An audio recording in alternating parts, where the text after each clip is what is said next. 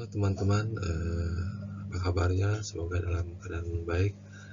Hari ini saya Lery Kuswardono, NIM 25076, kelas RP 1F. Saya akan mereview artikel tentang efektivitas obat tetes mata hyaluronat pada dry eye disease atau DED. Artikel ini saya ambil dari jurnal Fakultas Kedokteran dan Ilmu Kesehatan Universitas Kristen Ukrida Wacana Jakarta, Indonesia. Untuk penelitinya ada Grace Ravena Widelia, Urumi, Joyce Munguren, Michael Usup, dan Santi Anugrasari. Oke, langsung. Untuk pendahuluan, apa itu dry eye disease atau DED? Adalah penyakit multifaktorial pada permukaan okuler, ditandai dengan hilangnya keseimbangan homeostasis lapisan air mata, peradangan, kerusakan permukaan mata, dan kelainan saraf.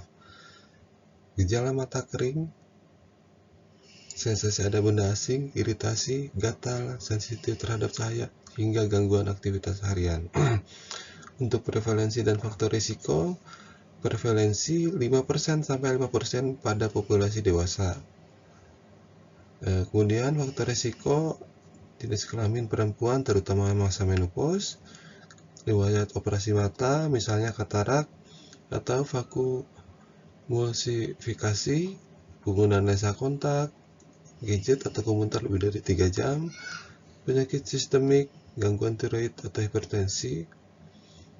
Nah, penggunaan obat tertentu seperti antihistamin atau antidepresan.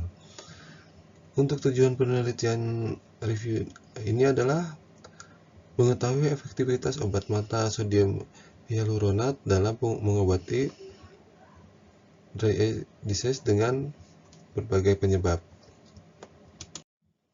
Kemudian untuk metodologi yang digunakan adalah diambil dari sumber data seperti pencarian literatur di database PubMed, Google Scholar, dan ProQuest.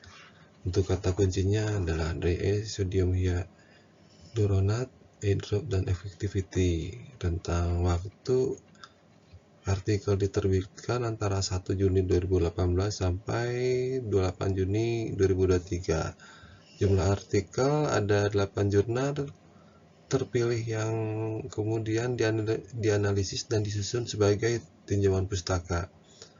Total subjek penelitian ada 803 pasien dengan berbagai kondisi penyebab. Nah, dan untuk hasil penelitiannya, ini penulis dari Montonti et al. Untuk metodenya uji acak multi center, subjek penelitian 180 pasien pasca operasi katarak. Hasil utama itu sodium hyaluronat 0,2% lebih efektif kurangi rasa terbakar atau benda asing dibanding 0,1%. Kemudian dari penulis Kalong et al. Studi komparatif multicenter untuk metode yang digunakan. Kemudian subjek penelitiannya 70 pasien dry eye disease sedang dan berat. Hasil utamanya 0,30% gel setara efektivitas dengan 0,18% tetes. Gel lebih nyaman jangka panjang,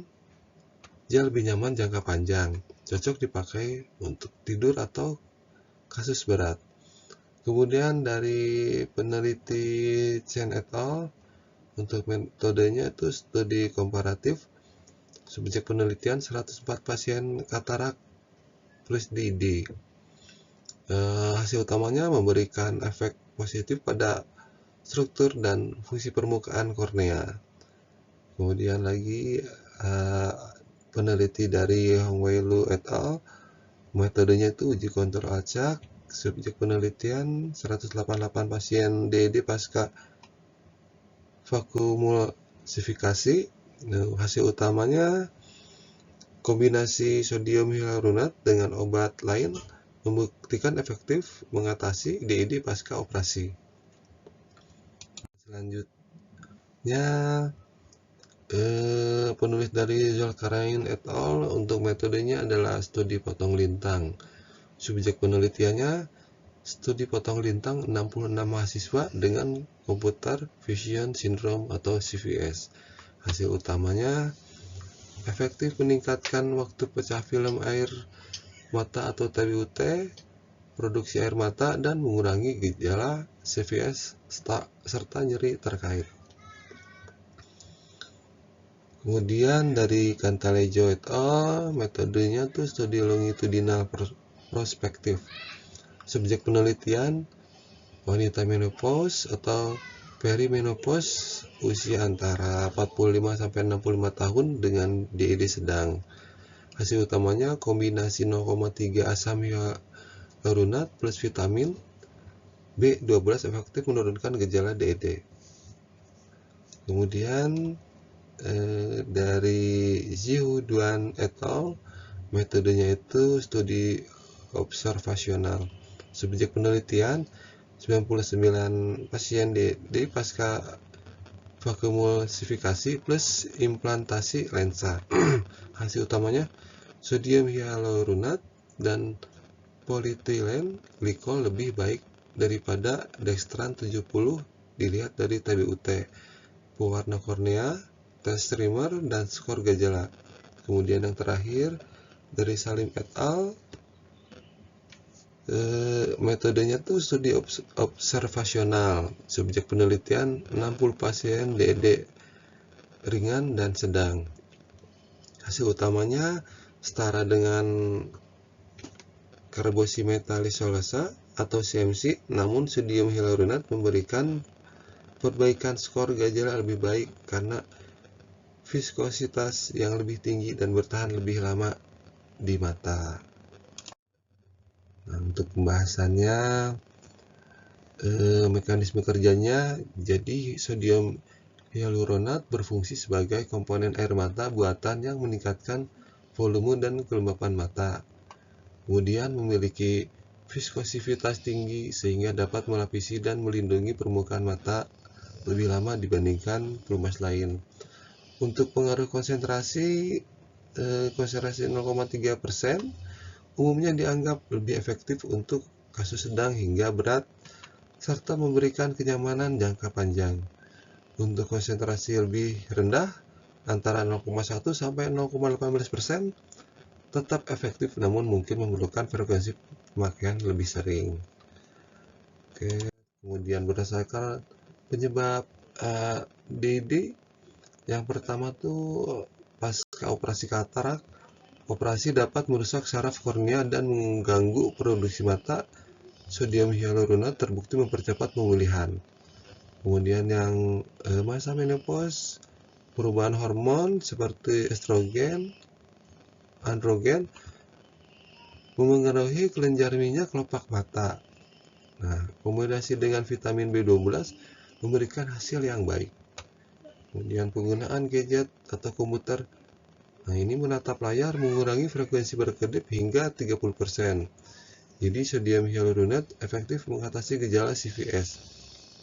Dan terakhir, perbandingan dengan obat lain lebih unggul atau setara dengan bahan aktif lain dengan keuntungan durasi kerja lebih lama. Untuk tingkat keparahan menurut INOIIS, yang pertama tuh dibagi menjadi ringan, sedang, dan berat berdasarkan gejala, tanda klinis, dan hasil pemeriksaan seperti TBUT, tes screamer, dan lain-lain. Kemudian sodium hyaluronat digunakan pada semua tingkatan dengan penyesuaian konsentrasi dan bentuk kesediaan seperti tetes atau gel.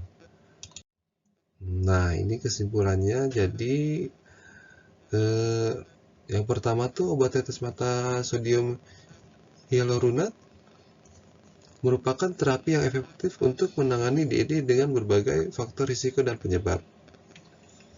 Kemudian yang kedua, penggunaan konsentrasi 0,3% dianggap lebih efektif untuk kasus sedang hingga berat serta memberikan rasa nyaman yang lebih lama tanpa menyebabkan gangguan penglihatan yang berarti.